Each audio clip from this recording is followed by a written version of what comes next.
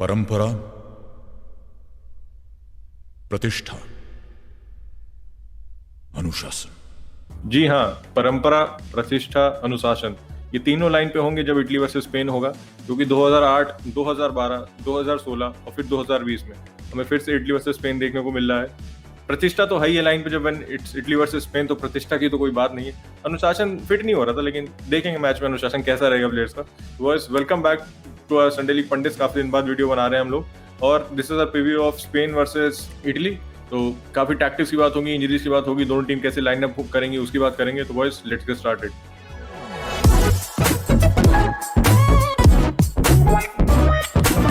तो आप लोग हमारे साथ कल सारे वॉच अलॉन्ग्स में थे, दोनों वॉच अलॉन्ग्स में। एंड पहला वॉच अलॉन्ग तो इवेंटफुल नहीं था, दूसरा वाला काफी अच्छा था, बेल्जियम वर्सेस इटली।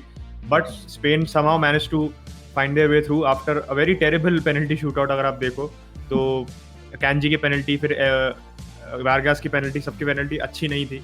उसके बाद we really saw that Spain were lucky in the end. मतलब Unai Simon deserves the credit because he had a very good performance in the penalty shootout. But अब penalty shootout is not probably the best जज, क्योंकि सबसे बड़ी बात है कि 77th minute में रेड कार्ड मिल गया था फ्रॉयलर को। उसके बाद Switzerland, despite that Spain didn't threaten that much. मतलब एक्स्ट्रा टाइम में they had a lot of shots, but despite that we didn't really feel कि मतलब स्पेन का गोल आ रहा है। मतलब they had the ball but they were not able to find that killer instinct, and वो दिखा। And now they are going to be facing off against Italy, जिन्होंने lot of peoples favourites and probably Tide, जो day ब्रुयन के आने के बाद Belgium को ही लोग फैंसी कर रहे थे, बट उसके बाद Italy did win and convincingly. First half display तो अच्छा था इटली का, Belgium got a way back with that penalty, but उसके बाद भी they didn't look that threatening. Lukaku की कुछ चांसेस थी व्हिच ही मिस्ड। एक तो बहुत अच्छा ब्लॉक था स्पिनेत्ज़ोला का, but unfortunately he got injured, Achilles tendon injury हो गई है and he won't feature. One of Italy stand out players in this tournament, तो वो काफी बुरा लगा कल उसके लिए, the way he was taken off. Fixture तो काफी अच्छा है हमारे पास, और जैसी परंपरा तो आप देख ही चुके हो, ये तो होना ही था, स्पेन वर्सेस इटली तो होना ही था। तो इटली की पहले बात करेंगे because they pulled off the more convincing result, and as you can see by our background as well, we sort of both feel that Italy are the favourites and they have been convincing. Now 32 match का unbeaten run हो गया उनका, तो क्या वो 33 match का बनेगा against Spain? Let's find out. And Utkarsh, what are your thoughts? देखो भाई, बिना ज्यादा पंचायत करे let's move to the tactical board. तो कल गॉडेस भाई कह रहे थे कि टैक्टिक्स की बात करते हैं थोड़ी, तो हमने कहा चलिए अब थोड़ा हम भी पंडितरी देते हैं अपनी टैक्टिक्स पे। तो भाई टैक्टिकल बोर्ड पे आ जाते हैं भाई लोग। लास्ट मैच में स्विट्जरलैंड के खिलाफ और बेल्जियम के खिलाफ दोनों टीम कैसे लाइनअप हुई थी, वो मैंने लाइनअप डाल दिया है। तो बात करेंगे इटली के क्या चेंजेस होने चाहिए, क्या किसको लाना चाहिए। एक चेंजेस सबसे ऑब्वियस है, स्पिनेत्ज़ोला की बात की भाई, तो अब ये भाई सब तो बाहर जा रहे हैं, इंजरी हो गई है, and very sad for him भाई। जबरदस्त टूर्नामेंट था, और एक ही जो ऑप्शन है उनके पास रियलिस्टिक, दैट इज एमरसन। तो बहुत ही अंडरवेलमिंग प्लेयर है। मतलब बाकी प्लेयर्स आने से पहले अच्छी एमरसन की बात करें, अगर कोई एमरसन ही स्टार्ट करेगा, कोई और ऑप्शन नहीं है लेफ्ट बैक पे, एमरसन से क्या एक्सपेक्ट करते हो? मतलब चेल्सी में खेला नहीं, can he be the up to the mark, और कह सकते हो क्या इस पोजीशन को एक्सप्लॉइट कर सकती है स्पेन? एमरसन का ये है कि he has played at left back, wing back भी खेल सकता है, but obviously Spinazzola was functioning really well, उसके अंडरलैपिंग रन्स भी थे, he was supporting Insigne very well, और जॉर्जिनो के साथ काफी अच्छी केमिस्ट्री बैठ रही थी, because Jorginho used to really fill into his space. मतलब वो 3 एट द बैक जो उनका बन जाता था while they were attacking, I think that was a serious threat, जो एमरसन के साथ नहीं है। क्योंकि ये बात भी है कि Emerson hasn't featured for them in this match, overall the course of the season भी वो इतना नहीं खेला है, तो that will show an effect. थोड़ी सी आप कह सकते हो इम्पेयर्ड लगेगी मेरे हिसाब से Italy from the left hand side, and Insigne को जितना आप देख रहे थे that some freedom he was having, and that Spinazzola was really complementing him very well. वो आई थिंक बहुत बड़ा लॉस होगा। ये बात तो सही। मतलब अगर मान लो एमरसन की जगह स्पिनेत्ज़ोला होता, तो वो जो प्रोबेबल लाइनअप होता था, प्रोबेबल अटैकिंग प्ले होता था, इंसिनिया सॉर्ट ऑफ इनसाइड फॉरवर्ड खेलता था, इमोबिली इस एरिया में ऑपरेट करता था, और फिर बेरेलो को काफी राइट हैंड साइड पे देखते थे। मतलब इस पे भी बात करूंगा, किएजा का तो काफी अंडरवेलमिंग गेम था, किएजा पे भी आएंगे, और वेराटी और जॉर्जिनो कुछ ऐसी स्पेसेस में ऑपरेट करते थे टुवर्ड्स द लेफ्ट, मतलब कुछ ऐसा होता था। और भाई स्पिनेत्ज़ोला, अगर ये एमरसन के स्पिनेत्ज़ोला समझ लो आप, तो वो कहीं यहाँ चढ़ा हुआ होता था। तो अब एमरसन के साथ भाई वो उसके पास इतनी डायनामिक प्लेयर नहीं है, वो उतनी पेस नहीं है उसके पास। और मेरे ख्याल से मैच फिटनेस की बात होगी कि चेल्सी में इतना नहीं खेला है, इटली में भी 1 ही 2 अपीयरेंसेस मिली हैं। तो विद एमरसन कैसे लाइनअप करेगी, ये अभी देखने वाली बात होगी। इसका आंसर तो मेरे पास भी नहीं है, और होपफुली मैंचिनी के पास हो अगेंस्ट स्पेन, क्योंकि कोई भी प्लेयर ऑफ नहीं हो सकता है। तो देखते हैं यार वेराटी कैसे खेलेगा, जॉर्जिनो कैसे खेलेगा। वैसे जॉर्जिनो की बात करें भाई, कल क्या परफॉर्मेंस थी यार जॉर्जिनो की भाई। मतलब जैसे ऐसे भाई आए थे, मतलब ऐसे मैं कॉल आउट नहीं कर रहा हूँ किसी को, लेकिन वो कहते जॉर्जिनो ने कुछ ऐसा किया नहीं, every player can do what Jorginho can do. तो भाई वही बात है कि जॉर्जिनो जब तक गलती नहीं करता तब तक वो लाइमलाइट में नहीं आएगा। जॉर्जिनो अगर स्टार्ट होता हूँ आपके, तो 99% पास एक्यूरेसी, 72 में से 71 पास कंप्लीट किए, 85 टचेस, 1 की पास, 4 में से 4 एक्यूरेट लॉन्ग बॉल, 3 टैकल्स और इंटरसेप्शंस। तो भाई अगर इंसिग्निया का बहुत तगड़ी परफॉर्मेंस थी तो मैन ऑफ द मैच तो वही था मेरे लिए, लेकिन Jorginho was in with the shout. Verratti की भी अच्छी परफॉर्मेंस थी, और एक प्लेयर जो मुझे लगता है थोड़ी चेंज करने की जरूरत है, अगर मैं लाइनअप को थोड़ा सा वापस पीछे करूं, ओरिजिनल पोजीशन में डालूं प्लेयर को, मुझे लगता है किएजा को इस मैच में स्टार्ट नहीं करना चाहिए।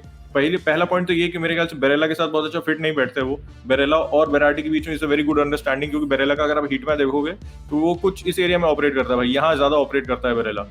और किएजा के साथ उसकी बैठ नहीं रही थी सही, और किएजा भी बहुत अंडरवेलमिंग था भाई, बिल्कुल भी उसे कुछ खासा दिखा नहीं हमको। किएजा के नंबर्स देखो तो भाई 73% पास एक्यूरेसी, 12 बार पोजीशन लूज की, 0 शॉट्स ऑन टारगेट, 1 की पास, 0 ड्रिबल्स कंप्लीटेड। बहुत ही अंडरवेलमिंग नंबर्स, मैच में बिल्कुल भी नहीं दिखा। एक वो शॉट था फर्स्ट हाफ में जो थोड़ा सा बाहर चला गया था, उसके अलावा किएजा कुछ नहीं दिखा। तो एक तो मेरे लिए बहुत ऑब्वियस चेंज होगा, जो मेरे ख्याल से किएजा को निकाल के बेराटी को लाना होगा। जिन पे क्या ख्याल है, Berardi is a better fit in this Italian system? I think Berardi वो थोड़ा स्टाइफल्ड लग रही थी राइट हैंड साइड पे। Barella was getting forward but वो कॉम्प्लीमेंट नहीं बैठ रहा था, जैसे you mention. I think Verratti का ये है कि दैट वो थोड़ी सी आपको स्विचिंग भी प्रोवाइड करता है विद इमोबिले, क्योंकि होता है बेराटी कभी कभार सेंट्रल पोजीशंस पे ड्रिफ्ट करता है, and that thing which Chiesa was not able to do, वही क्योंकि he is not able to get into the box enough, which I think Berardi is able to do. And जो dynamic aspect है Chiesa का, मतलब I think before the tournament started which you mentioned why you favoured him over Berardi was the reason कि मतलब वो dynamic runs in behind करता है for Juventus, and काफी एंड क्लच मोमेंट्स में गोल प्रोवाइड करता है दैट थ्रू दोस रन्स, जो बिल्कुल एब्सेंट थे मेरे हिसाब से। He wasn't fitting that well, and Berardi का लगा कि एक थोड़ा सा मतलब राइट हैंड साइड से Italy weren't functioning that well. Insigne was threatening, उसने गोल भी मारा, तो I think right hand side पे थोड़ी सी उनको शॉर्टेज ऑफ ऑप्शंस थे, which bringing Berardi in will balance that out. मुझे भी लगता है बेराटी को लाने की काफी जरूरत है। सेंटर बैक्स तो यार बोनुcci किलियन में कोई डाउट नहीं है, और डोनोरुमा की भाई अगर बात करूं तो मतलब बंदे के हाथ में कितना दम है यार। मैंने कल स्ट्रीम में भी बोला था, लिटरली इतनी तेज शॉट थी केडीबी की, और उसका हाथ भाई, उसका सेव देखो वीडियो, अगर तो नहीं डाल सकते हम, लेकिन अगर आप वीडियो देखोगे उसका, तो हाथ भाई उसका फ्लिंच तक नहीं हुआ बंदे का, मतलब one hand stop full dive पे आपका हाथ लगता है तो हर गोलकीपर का हाथ देखो हिलता है भाई, पूरा प्रॉपर हिल जाता है, उसका हाथ फ्लिंच तक नहीं हुआ भाई। उसने सीधा ऐसे बॉल रोकी, ऐसे जैसे शाओलिन सॉकर वाला सेव नहीं होता है, लेजिट वैसे ही सेव लग रहा डोनोरुमा का। तो 22 साल का है, इट्स ऑन अ फ्री, मतलब टेरिफिक कीपर भाई। डी लोरेंजो भी सॉलिड था, पेनल्टी कह सकते हो एक गलती थी उसके पार्ट पे, उसके अलावा लेकिन जैसे लग रहा था कि कमजोरी होगी डोको के खिलाफ, D Lorenzo also did well, तो उसके लिए भी इतना परेशान नहीं हूं मैं। फाइनली एक जो पॉइंट और एड्रेस करना चाह रहा था कि इटली भाई अपने विंग से बहुत अटैक करती है, specially from the left hand side. अगर तुम देखोगे तो 36% attacks are coming from the left hand side, और 25-26 are coming from the right hand side. Centre से उतना नहीं करती क्योंकि बरेला राइट पे चला जाता है, एंड वैराटी और जॉर्जिनो थोड़ा लेफ्ट पे होते हैं, तो बीच में वो भी नहीं होता है। इमोबिले भी पिछले मैच बहुत इंप्रेसिव नहीं था, उसको स्टेप अप करने की जरूरत है। Obviously Italy are the favourites, लेकिन स्पेन भी भाई सेमीफाइनल आई है, तो हल्के में मैं नहीं लूंगा, लेकिन स्पेन से मैं थोड़ा सा 1-2 पॉइंट ऐड करना चाहता हूं स्पेन में before I move on to you, कि स्पेन से बहुत डिसअपॉइंटेड हूं मैं। मुझे एक ही दिक्कत लग रही है स्पेन के साथ, कि स्पेन मेरे ख्याल से is not able to cut through defences.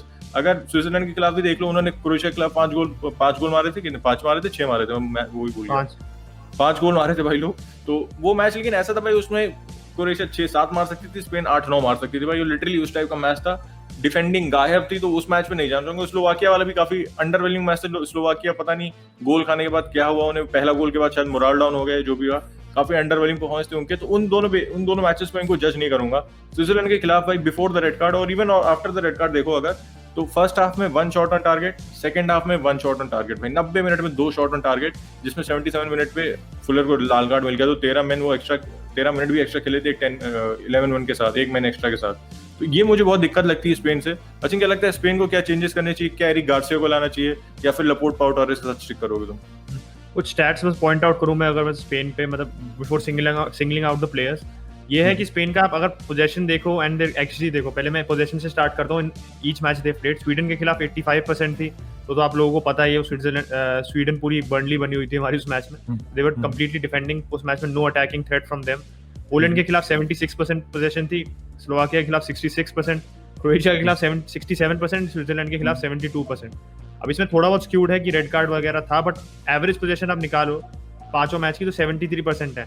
And if you take the position into account, तो you don't see that level of dominance from Spain कि आप एक्सपेक्ट करोगे कि अटैक आफ्टर अटैक हो रहा है। मैंने जो नोटिस किया स्पेन के साथ theme at least is that they start off very well, 15 minutes 20 minutes उनका हमेशा होता है कि they come out very fresh, they are attacking well, they have more of the ball, they are creating chances, तो थोड़ी दूसरी टीम थोड़े pressure में आती है। But what happens is once that team is able to ride out the wave, उसके बाद I think Spain sort of बहुत नम डाउन हो जाती है, आप ये कह सकते हो कि they become very very static in how they play, मतलब वही सेम पासेस चलते रहते हैं, there is no line breaking passes being provided despite Busquets featuring, despite Pedri featuring, जिनके आप कह सकते हो both of them have that in their locker, जो वो प्रोवाइड कर सकते हैं। आप उनके XG की बात करो तो 2.35 था स्वीडन के खिलाफ, नो गोल्स। पोलैंड के खिलाफ 2.95 था, ऑलमोस्ट 3, एक ही गोल।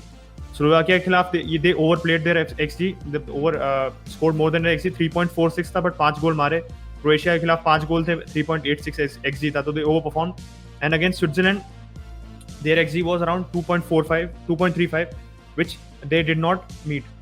आप देख लो, सीधे सीधे एक गोल 77वें मिनट में रेड कार्ड मिल गया था जो ऑलरेडी फ्रॉयलर को। उसके बाद भी हमें मतलब ये डिस्कस कर रहे थे वॉच अलोंग में कि स्पेन अभी भी एक्स्ट्रा अगर पेनल्टीज पे ले जाते तो they should be ashamed of themselves because how they play. ऐसा नहीं है कि they were having their backs against the wall कि the dominant team was Switzerland in the match, ऐसा नहीं था।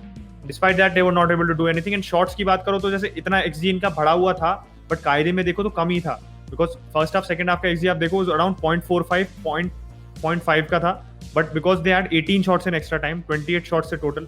सॉमर की परफॉर्मेंस आप लोगों को कल पता ही है, 18 shots in extra time which sort of आपको एक मिसरिप्रेजेंटेशन देता है कि they under perform, but in general आप देखो चांसेस बहुत लिमिटेड बनाए थे उन्होंने। मोराटा को देख लो, ही हैज स्कोर्ड 2 गोल्स, 4.35 उसका XG है, he scored 2 goals less, so doesn't really, he's also not performing. This is no, ये नहीं कह सकते, I'm stating the obvious really, everybody has been able to see that. And Moreno को वो लाता है off the bench, I'm not really impressed by Luis Enrique using Moreno in the right way, because sometimes he comes on the right, sometimes he comes on the left, centrally खेलता नहीं है जो आप कह सकते हो विलारियल में उसकी मेन पोजीशन है। So I think the substitutes are a little questionable. Midfield I think Spain का बहुत अच्छा खेल रहा है but disjointed सा लगता है attack and midfield. I don't see that fluidity which you see in Italy in Spain. यार स्पेन के साथ एक और दिक्कत है ना, मतलब स्पेन का जो बेंचमार्क है कंपैरिजन का, दैट इज द 2008 से 2012 वाली टीम भाई। वो एक जनरेशनल टीम थी भाई, वैसा फुटबॉल वैसे लगातार डोमिनेंस अब नहीं होने वाला है। No other team can do it. जो प्लेयर्स है भाई, इनिएस्टा, कासियास भाई, जावी, बुस्केट्स भाई, मतलब that was something else. Generation team थी भाई वो, बार्सिलोना का भी देख लो, उस पीरियड में वैसी टीम नहीं होने वाली दोबारा। तो बेंचमार्क बहुत हाई है स्पेन का जो उनको क्वालिफाई करना है। मेरे ख्याल से एक वो भी प्रेशर है on the managers, on the players. और स्ट्राइकर्स की बात की, दोनों स्ट्राइकर अभी तक फायर नहीं किए। जेरार्ड मैरोन ने कल बहुत मिस किए, तो एक जो सोमर का बहुत तगड़ा सेव था मेरे ख्याल से उसको फिनिश कर देना चाहिए था। तो दोनों स्ट्राइकर मिस फायर करने, तो मेरे ख्याल से XG वाला फैक्टर वहां पे भी थोड़ा सा आता है। विद दैट सेड क्या चेंजेस लगता है, मैं तो कहूंगा कि एरिक गार्सिया को स्टार्ट करोगे कि नहीं करोगे। मेरे हिसाब से तो I wouldn't put Eric Garcia in. या पाउ टॉरेस के साथ, दो लेफ्ट फुटेड सेंटर बैक्स के साथ ये दिक्कत तो होगी, टीम का बैलेंस नहीं होगा। एक जो गोल खाया था स्पेन ने, उसमें भी कह सकते हो थोड़ा दोनों के बीच में थोड़ा कंफ्यूजन हो गया था और बॉल लड़के निकल गई थी फॉयलर के पास में और फिर शकीरी ने गोल कर दिया था। तो ये एक थोड़ी सी दिक्कत है। लेकिन फिर एरिक गार्सिया के साथ भी मेरे रिजर्वेशन है भाई कि एरिक गार्सिया ने पूरी सीजन खेला नहीं है, फिजिकली उतना स्ट्रांग नहीं है। तो चीरो इमोबिले के खिलाफ is a very physical striker भाई, अपनी बॉडी अच्छी इस्तेमाल करता है वो, तो उसके खिलाफ कैसा करेगा देखने वाली बात होगी। और not very dominant in the air as well, क्योंकि उसका फिजिकी थोड़ा कम है उसका। तो ये, लेकिन ये है कि एरिक गार्सिया के साथ बैलेंस आता है भाई, तो ये देखने वाली बात होगी कि क्योंकि एरिक गार्सिया डिफेंसिवली देखो तो बहुत सॉलिड नहीं है। क्रोएशिया के खिलाफ कितने गोल खाए थे उन्होंने, और ये अब आपको पाउ टॉरेस आने के बाद काफी सारे गोल पड़े थे, लेकिन फिर भी यार डिफेंसिवली उतनी सॉलिड नहीं लगती Spain, either with Pau Torres either with Eric Garcia. Laporte तो खेलेगा उसमें कोई डाउट नहीं है। अगर वही मैं कहूँगा फिर से कि अगर नाचो होता है यहाँ पे भाई तो बहुत बढ़िया टीम होती है भाई स्पेन की, लेकिन अब नाचो नहीं है तो फिर क्या कर सकते हैं। विद दैट सेड मतलब we are backing Italy to go through, उसमें कोई डाउट नहीं है। Italy is the better team और इटली हैज द मोमेंटम। मेरे ख्याल से बेटर बैलेंस टीम, मैनेजर भी उनका ज्यादा बेटर है, उनको पता है उनका सिस्टम क्या है। स्पेन की थोड़ी सी लॉस्ट लग रही है मुझे, इतनी दूर आ गए हैं वो बात सही है, लेकिन थोड़ी सी लॉस्ट लग रही है भाई मुझे। मतलब इतनी कन्विंसिंग परफॉर्मेंस मुझे अभी तक एक भी मैच नहीं दिखी स्पेन में। स्लोवाकिया वाला तो मैं उतना सीरियसली नहीं ले रहा हूँ उस मैच को, उसके अलावा बहुत कन्विंसिंग परफॉर्मेंस नहीं दिखी। तो विद दैट सेड भाई लोग ये वीडियो रैप अप करेंगे यहीं पे। आप लोग अपने प्रेडिक्शंस भाई लोग कमेंट में डाल देना कौन जीतेगा। मेरे ख्याल से ज्यादातर लोग तो इटली को ही सपोर्ट करेंगे, उसमें कोई डाउट नहीं है। And Italy are the favourites without an iota of doubt. तो देखते हैं परंपरा, प्रतिष्ठा, अनुशासन, कल नहीं है सॉरी ट्यूसडे को कौन जीतता है। एंड अगर बड़ी वीडियो बढ़िया लगा हो तो भाई लाइक कर देना और सब्सक्राइब कर देना। And will catch you in the next one. Bye bye.